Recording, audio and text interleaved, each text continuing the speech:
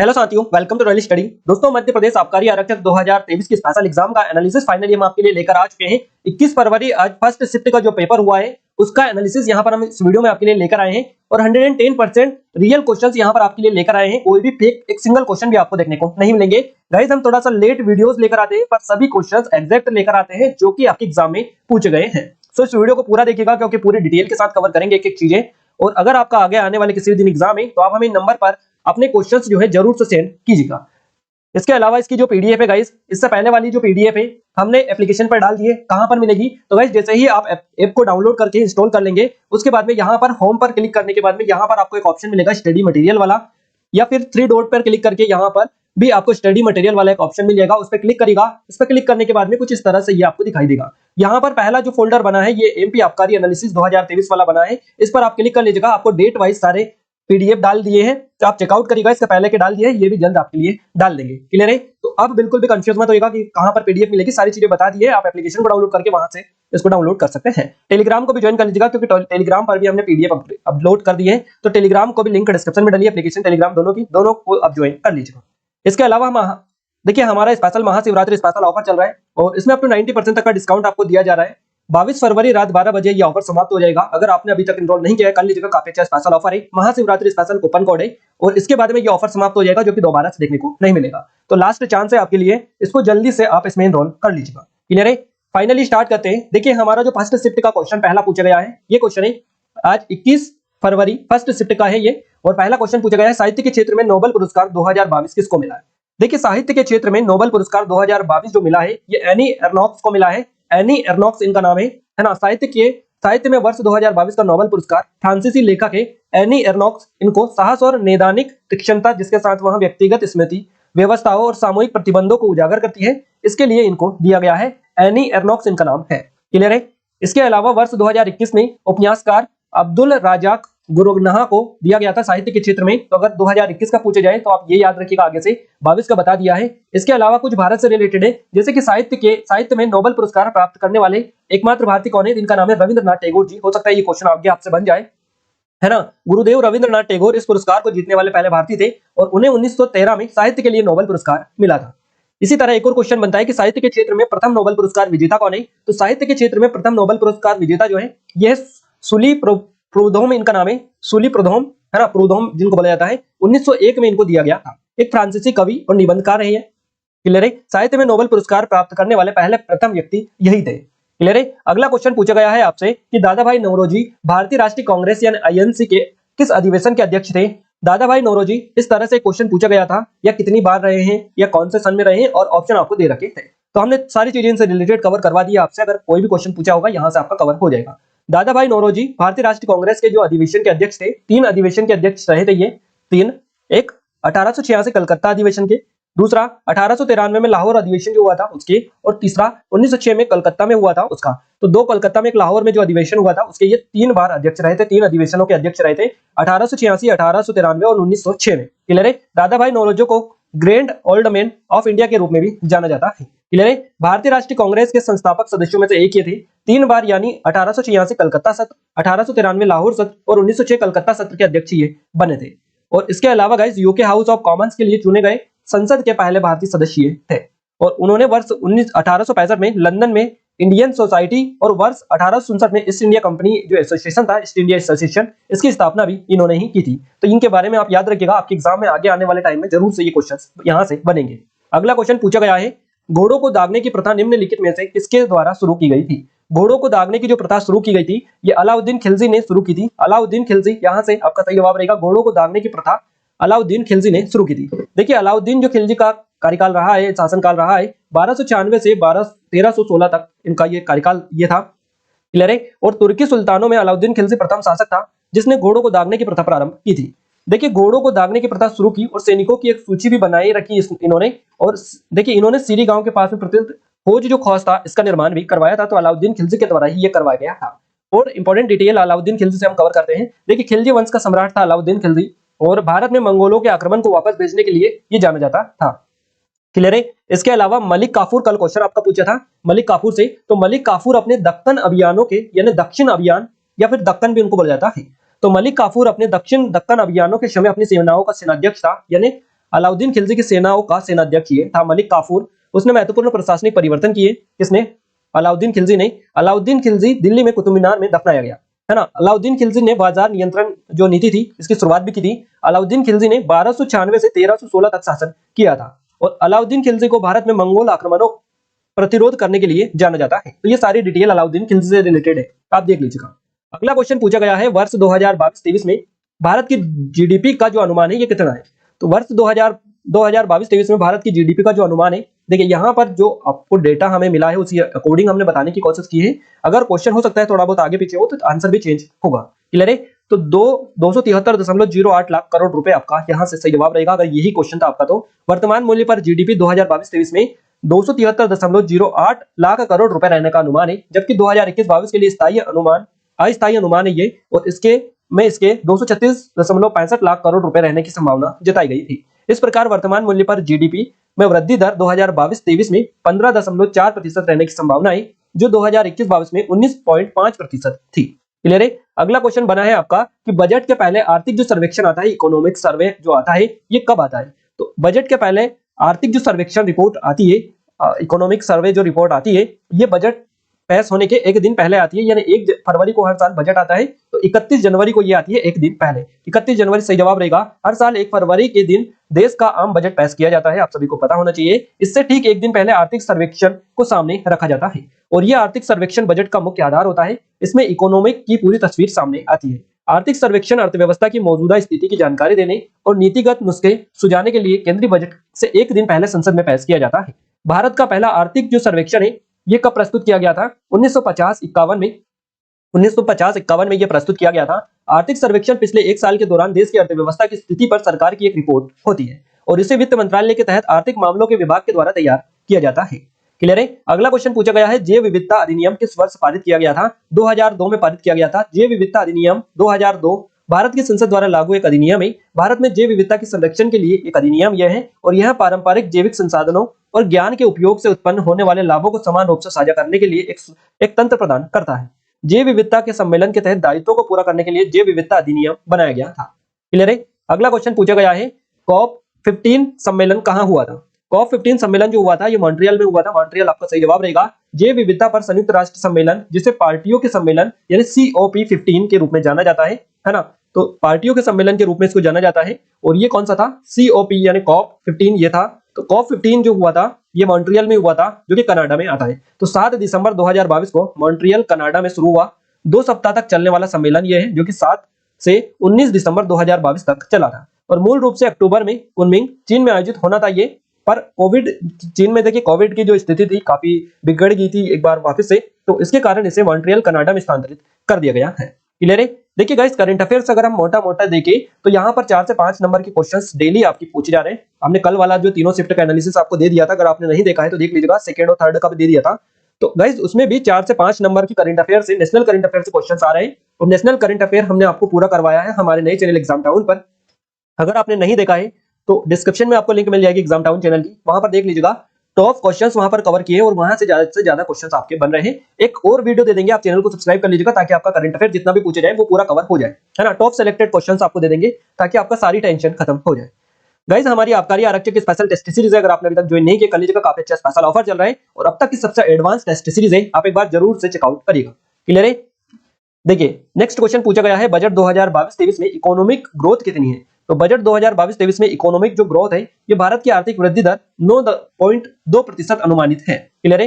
एक क्वेश्चन बना है संविधान संशोधन से। अब क्वेश्चन क्या था ये तो एग्जैक्ट नहीं मिल पाया है, बट ये पता चला है कि संविधान संशोधन से एक क्वेश्चन आपका पूछा गया था और उससे रिलेटेड हमने डेटा आपको यहाँ पर पूरा मेंशन करवा दिया है। देखिए भारतीय संविधान का 100वां जो संशोधन अधिनियम है ये भारत और बांग्लादेश के बीच भूमि सीमा समझौते के प्रावधानों से संबंधित है। तो 100वां अगर आपसे पूछा गया हो तो ये रहेगा। इसके अलावा भारतीय संविधान के 102वें संशोधन अधिनियम जो है इसने राष्ट्रीय पिछड़ा वर्ग आयोग को संवैधानिक दर्जा दिया है। इसी तरह 103वां जो संशोधन अधिनियम है आर्थिक रूप से कमजोर वर्गों यानी EWS के लिए 10% आरक्षण से संबंधित है।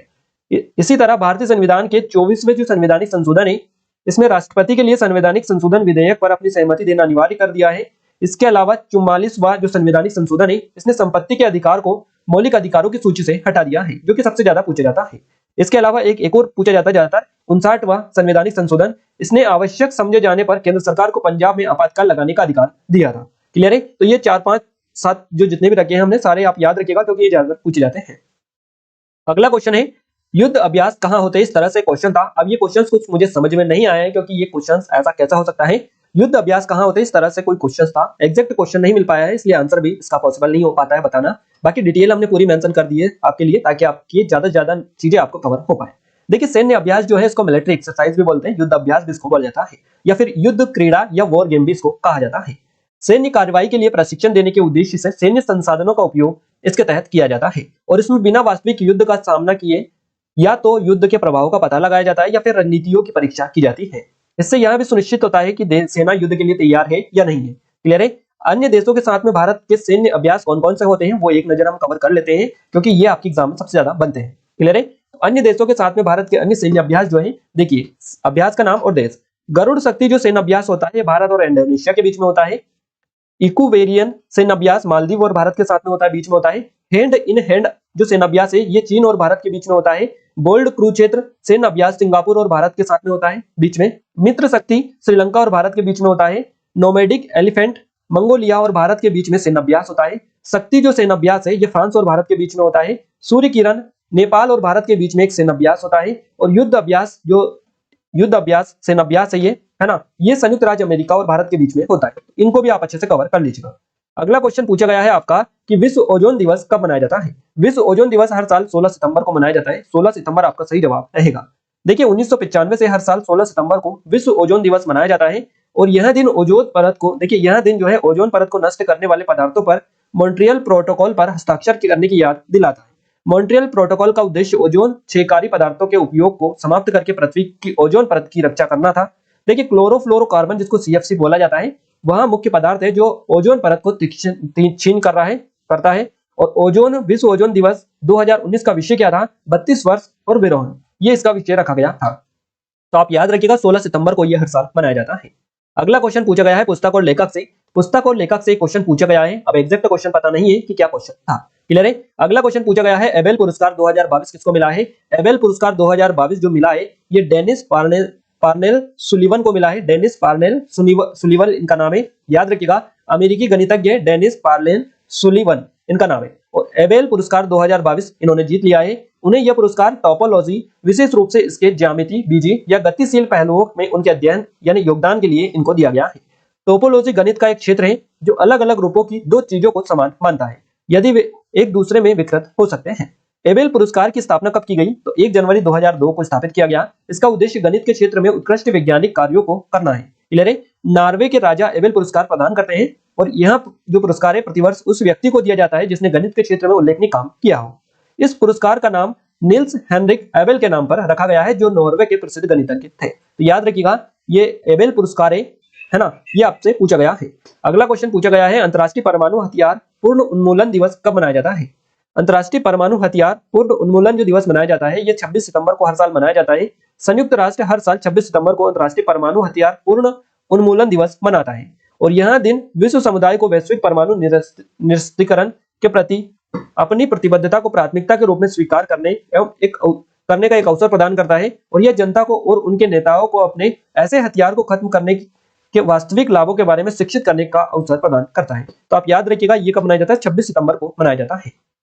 क्लियर है गाइस? यहाँ पर देखिए ये जो क्वेश्चंस है ये हमने आपको कवर करवा दिए हैं, जीके के जितने भी क्वेश्चंस मिले हैं। क्लियर है? अब हम साइंस के क्वेश्चंस फटाफट कवर कर लेते हैं। साइंस में क्या क्या क्वेश्चंस आपके आए थे। देखिए साइंस का जो पहला क्वेश्चन है, एक और चीज हम बता दें, बाकी के जो क्वेश्चंस है अगर आपको पता है तो आप कमेंट में कमेंट करके हमें बता सकते हैं। कमेंट में कमेंट करके जरूर से बताइएगा अगर आपने पेपर दिया था तो कि कौन कौन से क्वेश्चंस आए थे। क्लियर है? अगला क्वेश्चन पूछा गया साइंस का पहला क्वेश्चन है थॉर्नडाइक ने अपने परीक्षण, है ना, या प्रयोग के लिए किस जानवर का चयन किया था। तो इन्होंने बिल्ली का चयन किया था। बिल्ली आपका सही जवाब रहेगा। देखिए एडवर्ड ली थॉर्नडाइक इनका नाम है और आमतौर पर न केवल संयुक्त राज्य अमेरिका बल्कि विश्व का सबसे महत्वपूर्ण शैक्षणिक मनोवैज्ञानिक ये माने जाते हैं और इन्होंने अधिगम और अनुवांशिक मनोविज्ञान, परीक्षण और सामाजिक मनोवैज्ञानिक क्षेत्र में अनुसंधान और सिद्धांत में योगदान दिया है। थॉर्नडाइक ने पहली बॉक्स में बिल्ली पर किए गए अपने प्रयोगों के आधार पर अपने सिद्धांत को तैयार किया था। तो आप याद रखिएगा। एक क्वेश्चन आपसे खोज से पूछा गया है, आविष्कार और खोज से रिलेटेड एक क्वेश्चन आपका पूछा गया है। इस टॉपिक को आप देख लीजिएगा जरा एक बार। अगला क्वेश्चन पूछा गया है प्रोटीन का पाचन कैसे होता है, इस तरह से क्वेश्चन पूछा गया है। अब क्वेश्चन क्या था क्वेश्चन इस तरह से था कि प्रोटीन का पाचन कहाँ से शुरू होता है, प्रोटीन का पाचन किसमें होता है, इस तरह से था। तो इसका जवाब तो आपको यहाँ पर जो डिटेल मिली है यहाँ पर इनमें आपको मिल जाएगा। बट ये अगर क्वेश्चन बना है कि प्रोटीन का पाचन कैसा होता है, तो इसका जवाब भी हम थोड़ा देने की कोशिश करेंगे। देखिए हम यहाँ पर डिटेल पर आते हैं। एंजाइम पेप्सिन प्रोटीन को पचाता है ना। एंजाइम है पेप्सिन, ये प्रोटीन को पचाता है। अगर ये क्वेश्चन था तो यहाँ से आपको जवाब मिल चुका है। क्लियर है? प्रोटीन को कौन पचाता है? तो एंजाइम पेप्सिन एंजाइम है, ये प्रोटीन को पचाता है ना। पेट की मुख्य कोशिकाएं HCl के साथ एंजाइम पेप्सिन को स्रावित करती है, इसलिए प्रोटीन का पाचन पेट से शुरू होता है। पेट में शुरू होता है। क्या होता है? प्रोटीन का जो पाचन होता है पेट में शुरू होता है। ध्यान रखिएगा, प्रोटीन शरीर के सबसे महत्वपूर्ण पदार्थों में एक है। प्रोटीन का पाचन पेट से शुरू होता है, ये आप नोट डाउन करिएगा। ये क्वेश्चन आई थिंक यही क्वेश्चन आपका पूछा गया था। हाइड्रोक्लोरिक एसिड और एंजाइम नामक एंजाइम से अमीनो एसिड की छोटी श्रृंखलाओं में तोड़ देते हैं। अमीनो एसिड पेप्टाइड द्वारा एक साथ जुड़े होते हैं जो प्रोटीन द्वारा टूट जाते हैं। क्लियर है? एक क्वेश्चन आपसे पूछा गया है, प्रिज्म से एक क्वेश्चन आपका बना है। प्रिज्म से क्वेश्चन बना है आपका, प्रिज्म से रिलेटेड क्वेश्चन था, वर्णक्रम से रिलेटेड। तो आप देख लीजिएगा, वर्णक्रम को कल भी पूछा गया था, इंद्रधनुष से रिलेटेड। उसमें आपको कलर बताना था, कलर का जो व्यवस्थित क्रम में जमाना था, इस तरह से। एक क्वेश्चन आपका एसिड बेस से पूछा गया है, एसिड बेस से रिलेटेड एक क्वेश्चन बना है। इसके अलावा क्षार जल में घुलनशील होता है या नहीं, इस तरह से क्वेश्चन पूछा गया है। क्षार जल में घुलनशील होता है या नहीं होता है, इस तरह से क्वेश्चन पूछा है। क्लियर है? जल में घुलनशील जो क्षारक होते हैं इनको क्षार कहा जाता है। क्षार में पीएच मान जो होता है 7 से अधिक होता है। क्लियर है? और अम्ल में पीएच मान 7 से कम होता है। क्लियर है? तो क्षार अम्ल के विपरीत होते हैं, जब दोनों मिलते हैं तब एक उदासीन लवण बनाते हैं। क्षार लिटमस पत्र का रंग बदलकर नीला कर देते हैं। अगला क्वेश्चन पूछा गया है आपसे कि सर्च लाइट में कौन सा लेंस प्रयोग होता है। सर्च लाइट या टॉर्च जो लाइट होती है, इसमें जो लेंस प्रयोग होता है या अवतल दर्पण का यूज किया जाता है। अवतल दर्पण, टॉर्च या सर्च लाइट में सदैव अवतल दर्पण का प्रयोग किया जाता है, क्योंकि अवतल दर्पण किरणों को फैला देता है ना। और टॉर्च सर्च लाइट में प्रकाश किरणों के फैलाव की आवश्यकता पड़ती है, जिससे अधिक से अधिक भाग को प्रकाश के दायरे में कवर किया जा सके। इस कारण टॉर्च या सर्च लाइट आदि में अवतल दर्पण का प्रयोग किया जाता है।